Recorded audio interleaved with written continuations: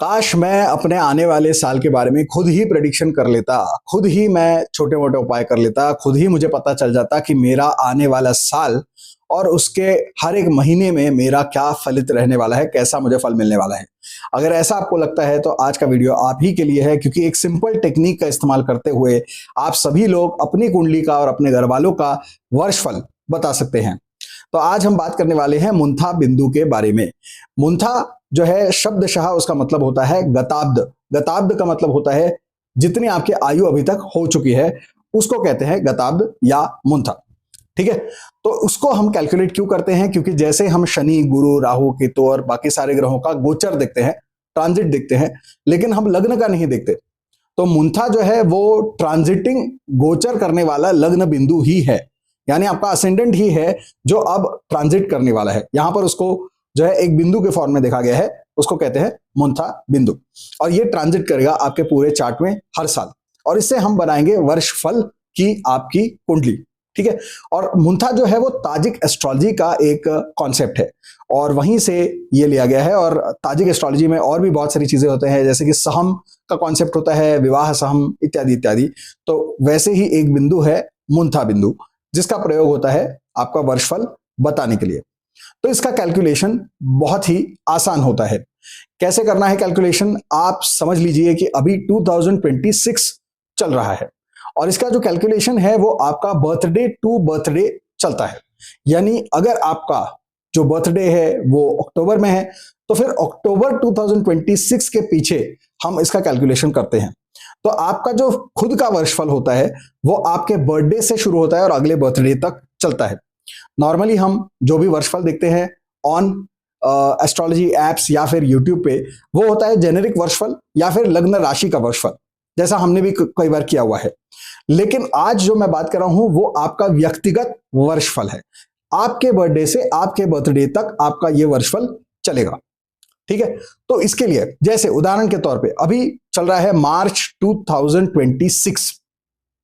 ठीक है, और किसी का जन्म हुआ था मार्च 1990 में, तो फिर आप जो है 2026 से 1990 जो है उसको माइनस करेंगे और आपको मिलेगा गताब्द, यानी कितनी आयु आपकी हो चुकी है, इस महीने होने वाली है, फिनिश होने वाली है। यानी आप अभी 36 पूरा करने वाले हैं। आपकी जो आयु है वो 36 कंप्लीट हो जाएगी इस मार्च के महीने में। करेक्ट। अब आपको क्या करना है? अब आपको देखना है कि आपकी कुंडली में लग्न कौन सी राशि है, वहां पे कौन सी राशि बैठी हुई है। फर्स्ट हाउस में ऋषभ राशि बैठी हुई है, मिथुन राशि बैठी हुई है, मीन राशि बैठी हुई है, क्या बैठा हुआ है? अभी हम एज्यूम कर लेते हैं कि मकर लग्न है, आपका जन्म लग्न है। ठीक है, तो पहले घर में आपकी मकर राशि है, यानी कि 10 नंबर लिखा हुआ है, तो 10 नंबर को यहां पर ऐड किया जाएगा। 36 प्लस 10 तो हो गया कितना? 46 हो गया। अब इस 46 को आपको 12 से भाग देना है, डिवाइड करना है। यहां पर फ्रैक्शनल डिवीजन नहीं करना, सिंपल डिवीजन करना है। तो जैसे हम बचपन में करते थे वैसा वाला डिवीजन करना है। तो यहां पर आप 12 से अगर भाग देंगे 46 को, तो आपको बेसिकली 36 से ही उसको करना पड़ेगा। तो 12 3 आर 36, तो आ गया आपका यहां पर 10 नंबर ही वापस आ रहा है। तो यानी कि ये मुंथा जो है फिर से अभी मकर राशि में है। अगर यही कैलकुलेशन मैं पिछले साल करता तो आप समझ लीजिए 2025 मार्च से 1990 मार्च का कैलकुलेशन अगर होता तो वो 35 इयर्स का होता। 35 प्लस 10 होता 45, और 45 में से हम फिर से 36 ही हमको माइनस करना पड़ेगा, क्योंकि 12 का वही एक मल्टीपल है जो 45 से नीचे आता है, तो इसलिए हम उसको माइनस करेंगे। 45 से 36 अगर हम माइनस करते तो आता 9 नंबर। तो उस केस में इस बंदे का जो है नवी राशि में मुंथा बिंदु कहलाएगा। ठीक है, I hope this is clear. अब सिंपल तरीके से अगर इसको किया जाए तो कोई भी अगर आपके पास चार्ट है, समझ लीजिए कि अभी अगर कोई है जो 2000 में पैदा हुआ है, अभी उसकी कुंडली आपके सामने आई है, आप उसका वर्षफल या मुंथा बिंदु निकालना चाहते हैं, तो आप 2026 से 2000 को माइनस करेंगे, आया 26। अब उसका लग्न क्या था, जन्म लग्न क्या था वो देखना पड़ेगा। वहां पे अगर कर्क राशि थी तो हम 4 को ऐड कर देंगे, यानी कि यहां पर हो गया नंबर 30, क्योंकि 26 प्लस 4 विल बी 30। अब 30 से हमें क्या माइनस करना है? जो भी 12 का मल्टीपल है जो 30 से कम है उसी को हमें उससे सब्ट्रैक्ट करना पड़ेगा।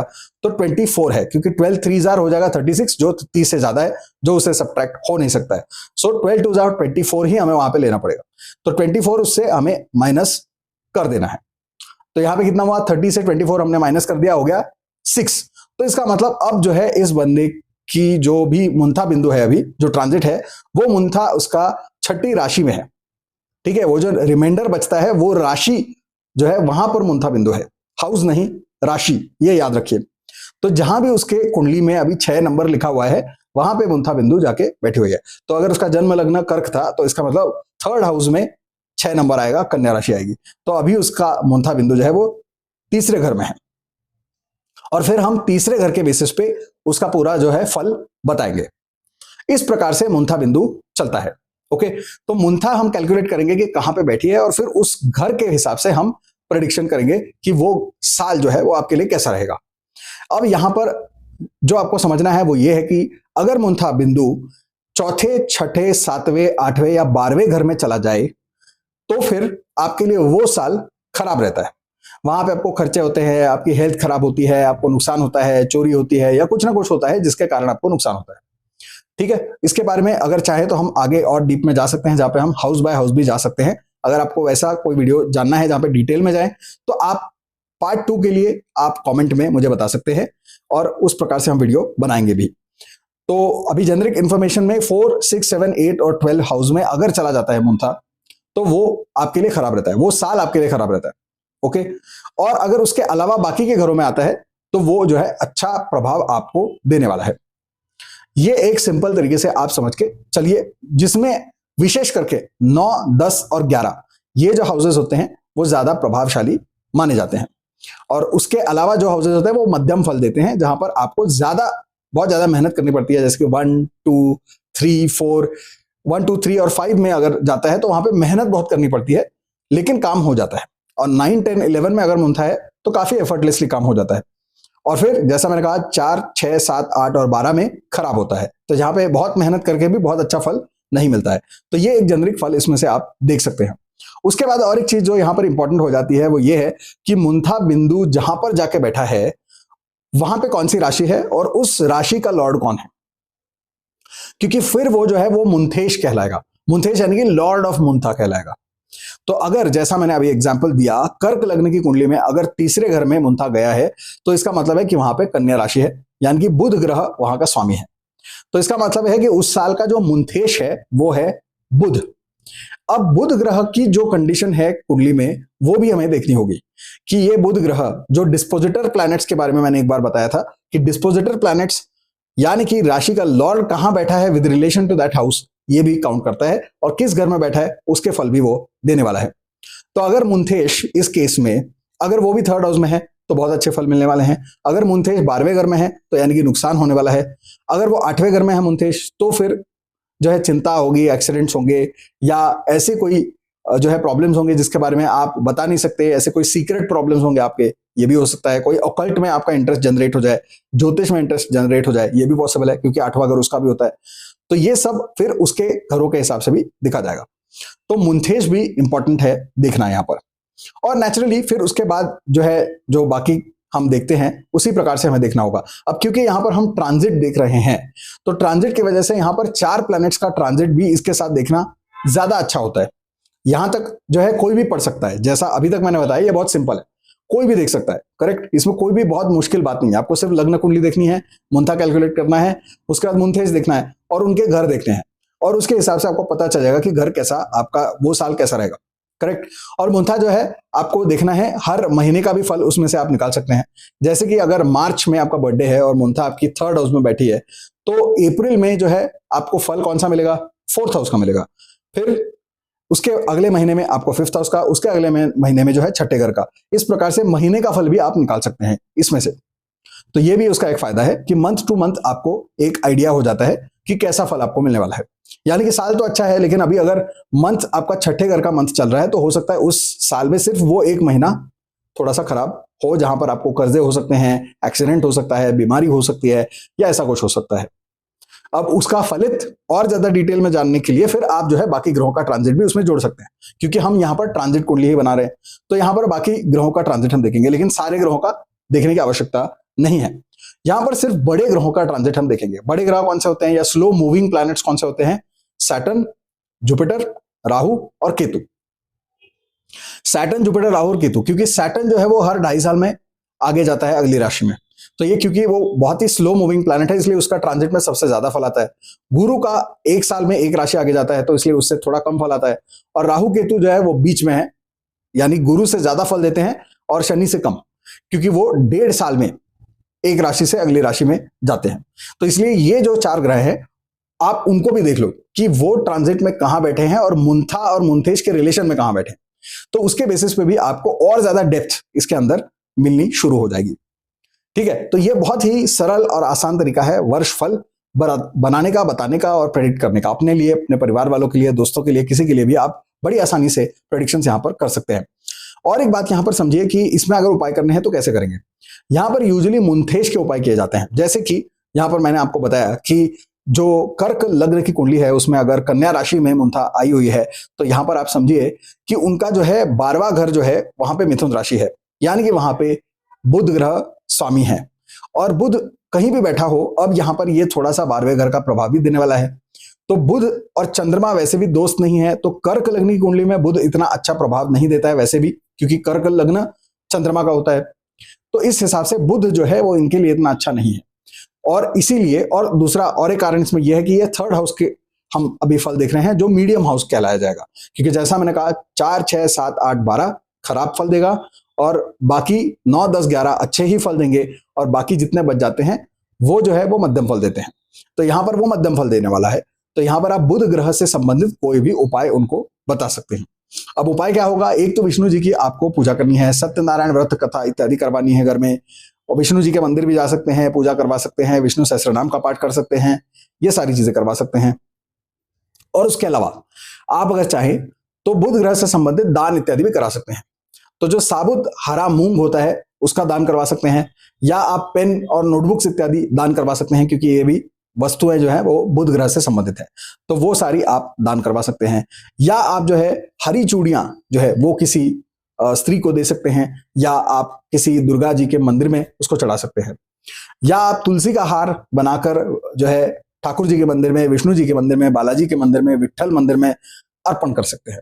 तो ये सारे हो जाएंगे बुध ग्रह के उपाय इन दैट केस।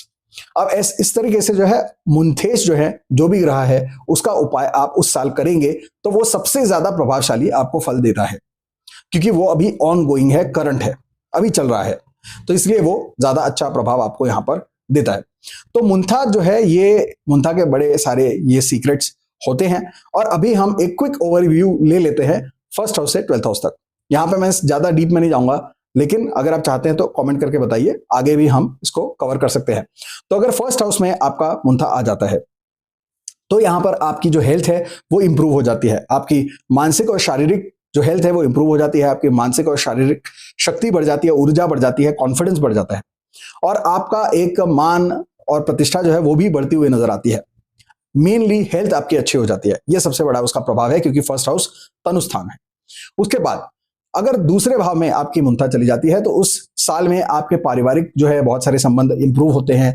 इनहेरिटेंस अगर आपको अपने माता पिता से कोई मिलना है तो वो मिलने के चांसेस बढ़ जाते हैं, आपकी सेविंग्स बढ़ने के चांसेस बढ़ जाते हैं, और भी बहुत सारे फायदे होते हैं इसमें, जैसे पारिवारिक फायदे और पारिवारिक जो भी धार्मिक कार्य हैं, या आपके घर में कोई शादी वादी होनी है तो उसके लिए भी दूसरा भाव बहुत ही प्रभावशाली होता है।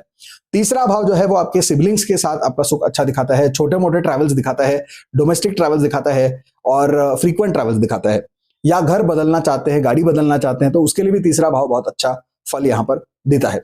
और आपके कम्युनिकेशन स्किल्स, प्रेजेंटेशन स्किल्स बढ़ जाते हैं, तो इस साल हो सकता है आप कहीं पे जाके कोई स्पीकिंग एंगेजमेंट हो, ओरेटरी करनी हो, ऐसी चीजें भी आपके इस साल हो सकती है अगर तीसरे भाव में मुंथा बैठा हुआ है। अब यहाँ पे मुंथेश के साथ आपको देखना है, मुंथेश अगर इससे नेगेटिव बैठा हुआ है तो फिर आपको जो है उतने अच्छे प्रभाव नहीं मिल पाएंगे। अगर शनि, राहु, केतु, गुरु अगर 3rd हाउस से 6ठे, 8वें, 12वें घर में बैठे हैं, बुरा योग बना रहे हैं, तो फिर वहां पे जो है उतना अच्छा फल नहीं मिल पाएगा। अगर वो शुभ बैठे हैं तो जितना मैंने फल कहा उससे भी बहुत ज्यादा अच्छा फल आपको यहाँ पर मिल सकता है। तो इस प्रकार से उसको लेयर आपको ऐड करना पड़ेगा यूजिंग एस्ट्रोलॉजी, ठीक है। और 1 2 3 जो घर है, इसमें ये हमेशा याद रखना है कि जो भी फल है अगर वो अच्छा भी है तो उसको अच्छा करने के लिए आपकी तरफ से प्रयत्न भी आपको करने होंगे, क्योंकि ये 9 10 11 हाउस नहीं है, 1 2 3 है। तो यहां पर आपको खुद भी एफर्ट करना पड़ेगा और फिर उसके फल आपको काफी अच्छे मिलेंगे। चौथे घर में अगर मुंथा चला जाता है तो घर और वाहन के सुख के हिसाब से देखा जाए तो अच्छा है। माता के साथ जो संबंध है वो भी अच्छे बनते हुए नजर आएंगे, लेकिन आपकी खुद की जो हेल्थ है वो अच्छी नहीं रहेगी, आपका जो लव लाइफ है वो अच्छा नहीं रहेगा, और आप अगर बच्चे के लिए कोशिश कर रहे हैं तो वो भी अच्छा नहीं रहेगा, क्योंकि ये प्रणय संबंध से संबंधित ये भाव होता है जो 5th हाउस होता है, और उसके 12वें बैठा है चौथा भाव। इसीलिए वहां पे जब मुंथा आएगा तो वो उन सारी चीजों को जो है निगेट कर देगा, और इसीलिए आपको खराब प्रभाव मिलेंगे। और इसीलिए यहां पर आप देखेंगे कि खर्चे बढ़ते हुए नजर आएंगे, और हर चीज में जो है सेटिस्फैक्शन अच्छी नहीं होगी आपकी। हर चीज हो जाएगी लेकिन आपको मजा नहीं आएगा उसमें, कुछ ना कुछ उसमें कष्ट होगा, कुछ ना कुछ सैक्रिफाइस होगा उसके पीछे, और इसीलिए आपका मन प्रसन्न नहीं होगा जब मुंथा चौथे घर में जाएगा। मुंथा जब 5वें घर में जाएगा तो यहाँ पर संतान सुख के लिए बहुत अच्छा है, प्रेम संबंधों के लिए, प्रणय संबंध के लिए बहुत अच्छा है, पॉपुलैरिटी के लिए, फेम के लिए बहुत अच्छा है। अगर आप क्रिएटिव फील्ड में हैं, एक्टर, मॉडल या ऐसा कुछ बनना चाहते हैं, इन्फ्लुएंसर हैं, तो उसके लिए बहुत अच्छा है, क्योंकि 5th हाउस ये सारी चीजों को दिखाता है। तो मुंथा जैसे वहां जाएगा तो वो आपको शुभ प्रभाव देने वाला है। छठे घर में अगर जाता है मुंथा तो यहां पर आपके कर्जे होने के चांसेस बढ़ जाते हैं, एक्सीडेंट्स होने के, मिसहैप्स होने के चांसेस बढ़ जाते हैं, और शत्रु बनने के चांसेस बढ़ जाते हैं। यानी कि कोई लोग जो है आपके अगेंस्ट हो जाते हैं, शत्रु हो जाते हैं, बैक स्टैबिंग करते हैं, बैक बाइटिंग करते हैं, हो सकता है कि कोई लिटिगेशन या कोर्ट केस भी हो जाए, बिकॉज आपका मुंथा छठे घर में है। और सेपरेशन इत्यादि भी करा सकता है, जैसे विवाह में अगर उसमें शनि, राहु, केतु और जुपिटर से भी बुरे एस्पेक्ट आ रहे हैं वहां पे, तो आप समझ जाइए कि वहां पे डिवोर्स वगैरह होने के चांसेस या झगड़े होने के चांसेस भी बहुत बन जाते हैं। पार्टनरशिप टूट सकती है बिजनेस की, इस तरह के, मतलब छठा जैसे मैंने कहा बुरा ही है, तो वहां पे बुराई होता है।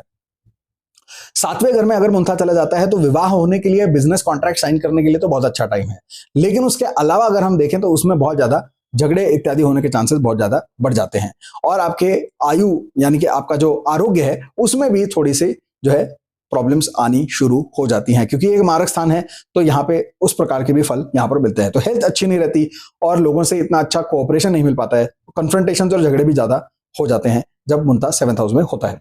8वें घर में जब मुंथा चला जाता है तो 8वां घर सीक्रेट्स का होता है, तो ज्योतिष, ऑकल्ट, पूजा पाठ इत्यादि में या मेडिटेशन में अगर आप जाते हैं तो उस साल बहुत अच्छा प्रभाव आपको वहां पे देखने को मिलेगा।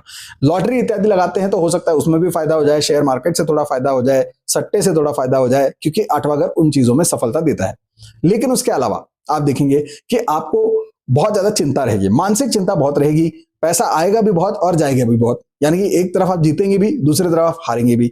तो इस प्रकार की जो है अवस्था बनी रहेगी। मानसिक चिंता, एक्सीडेंट्स, मिसहैप्स, चोरी, ये सारी चीजों की वजह से अचानक से नौकरी चली जाना, अचानक से इंसल्ट हो जाना, अचानक से शॉकिंग चीजें हो जाना, जिसकी वजह से आपका बिल्कुल जो है कॉन्फिडेंस हिल जाता है और आपको समझ नहीं आता कि अब क्या करना है। तो ऐसी घटनाएं तब होती हैं जब मुंथा 8वें घर में होता है।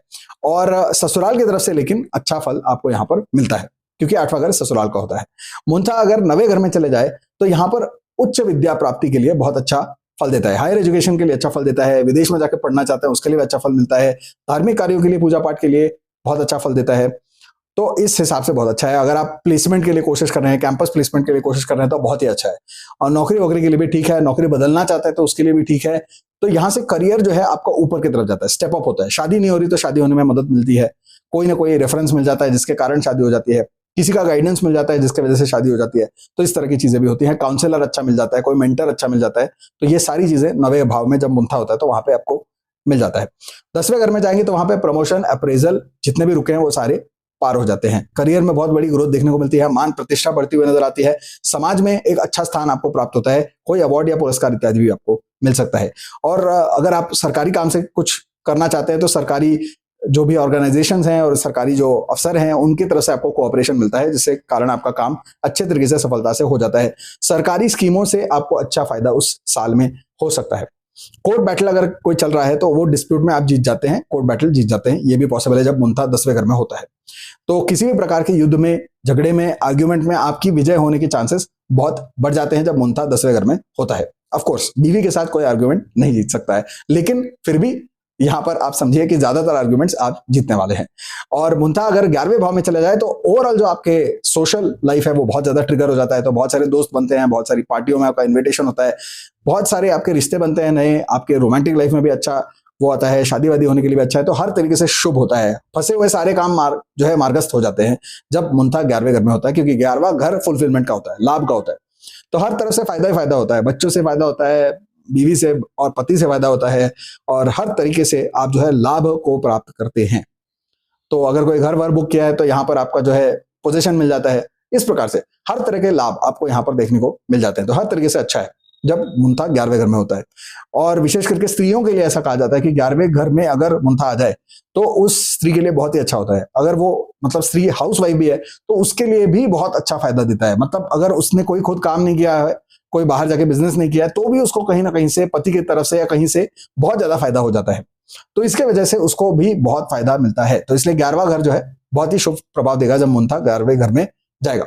मुंथा जब 12वें घर में जाएगा तो यहाँ पे बहुत तरीके के खर्चे होंगे, बहुत खर्चे होते हैं, क्योंकि 12वां घर है ही व्यय स्थान। तो बहुत खर्चे होते हैं उस साल, बहुत खर्चे होते हैं हर चीज में, अच्छे चीजों में भी खर्चे होते हैं, यानी घर खरीद लिया, गाड़ी खरीद ली, ज्वेलरी खरीद ली, कपड़े खरीद लिए, कोई बहुत महंगे कपड़े खरीद लिए, महंगे ट्रीटमेंट करवा लिया अपने ऊपर, तरह तरह के खर्चे हो जाते हैं। विदेश यात्रा होने के चांसेस अच्छे होते हैं तो उसमें भी खर्चा हो जाता है।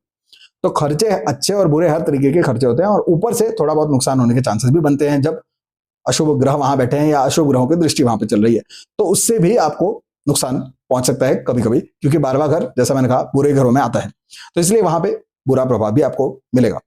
तो खर्चे बहुत होंगे, ये सबसे बड़ी चीज है। और अच्छी चीज सिर्फ एक ही है 12वें घर में, वो ये है कि आप विदेश यात्रा कर सकते हैं।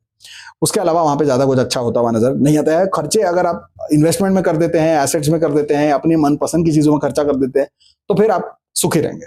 तो जब मुंथा बिंदु 12वें घर में आने वाला है तो पहले से ही तैयारी रखो कि खर्चा बहुत होने वाला है। पहले ही अपने सारे अच्छे खर्चे जो है निकाल के रखो, और जैसे ही साल की शुरुआत हो आप खुद ही जाके इन्वेस्टमेंट करना, खर्चे करना अपने ऊपर, अपने घर वालों के ऊपर, और अपने घर के ऊपर, गाड़ी के ऊपर खर्चा करना शुरू कर दो, हेल्थ के ऊपर खर्चा करना शुरू कर दो। जैसे जैसे प्रोडक्टिव चीजों में खर्चा करोगे तो वही एक उपाय आपके लिए बन जाएगा, और गलत जगहों पे ज्यादा पैसा नहीं लगेगा। तो यही एक तरह का उपाय वहां पे हम कह सकते हैं। ठीक है, तो ये है मुंथा बिंदु के ब्रीफ में आपको मैंने फल बता दिए 1st से लेकर 12th हाउस तक। अब मुंथेश वहां से कहां बैठा है, और जो गुरु शनि राहु केतु उसके रिस्पेक्ट में कहां बैठे हैं रिलेटिवली, ये सब देखकर आपको उसकी डिग्री समझ में आएगी कि कितना अच्छा होगा और कितना बुरा होगा या कितना सामान्य होगा। ये सारे लेयर्स उसमें ऐड हो जाएंगे। ठीक है, अगर ये सारे ग्रह मिलके और डिस्पोजिटर सब उसको शुभ प्रभाव दे रहे हैं तो उतना बहुत ही ज्यादा आपको प्रभाव उस घर से संबंधित मिलेगा। अगर बुरा घर है और वहां पे शुभ प्रभाव मिल रहे हैं, शुभ दृष्टि मिल रही है, तो इसका मतलब उतना बुरा नहीं होगा जितना होना चाहिए। तो इस प्रकार से आपको देखना है। ठीक है, तो देखना बड़ा ही सरल है, मुंथा बिंदु इस्तेमाल करके देखिए, बड़ा मजा आएगा आपको, क्योंकि बाकी महादशा ये वो बहुत देखना बहुत मुश्किल होता है, केपी एस्ट्रोलॉजी में जाएंगे तो और भी मुश्किल है, लेकिन ये देखना बहुत ही आसान है। ठीक है, तो करके देखो और मुझे कमेंट करके बताओ कि आपको मजा आया कि नहीं, और आप और डिटेल में इसके बारे में कोई अगर वीडियो देखना चाहते हैं तो वो भी जरूर मुझे बताइए। चैनल को सब्सक्राइब करो और ऐसे वीडियोस के लिए देखते रहिए। और हर रात को मेरा लाइव होता है ऑन दिस चैनल, जहां पर हम हर तरह की चर्चा करते हैं। लॉ ऑफ अट्रैक्शन, हमारी जो वीडियोस है उससे रिलेटेड कोई डाउट्स है आप पूछ सकते हैं, अपने हॉरोस्कोप से रिलेटेड, अपने न्यूमरोलॉजी से रिलेटेड कोई भी सवाल वहां पे पूछना चाहते हैं तो वहां पे फ्री Q&A होता है हर रोज। तो आप जरूर ज्वाइन करिए और अपने सवाल पूछिए, और बने रहिए इस चैनल पे। अगर आप सपोर्ट करना चाहते हैं इस चैनल को तो सुपर थैंक्स, सुपर चैट इत्यादि भेजकर हमें आप सपोर्ट कर सकते हैं। इस चैनल के मेंबर भी बन सकते हैं, क्योंकि आगे चलकर जितने भी मेरे एस्ट्रोलॉजी न्यूमरोलॉजी के कोर्स होंगे उससे रिलेटेड जो भी डिस्काउंट्स है, जितने भी आपके फर्स्ट एंट्रीज हैं, और उसकी जो भी आपको न्यूज मिलनी है कि कब आ रहा है कोर्स, क्या आने वाला है, कैसा है, वो भी उसमें आएगा। और कुछ एक्सक्लूसिव कंटेंट भी आएगा इस साल जो सिर्फ मेंबर्स के लिए होने वाला है। हालांकि पिछले साल मैं करने वाला था, बट किसी कारणवश मेरा मुंथा जो था वो सही जगह पे नहीं था और इसलिए मैं नहीं कर पाया। लेकिन इस साल क्योंकि हम अब जो है हमारा मुंथा सही जगह जा रहा है, तो अभी हम बिल्कुल सही काम करने वाले हैं और सभी मेंबर्स के लिए एक्सक्लूसिव कंटेंट भी लेकर आने वाले हैं, एक्सक्लूसिव लाइव भी लेकर आने वाले हैं। तो ज्वाइन करिए as a member also if you want to support this channel. Thanks for watching and stay tuned for more videos.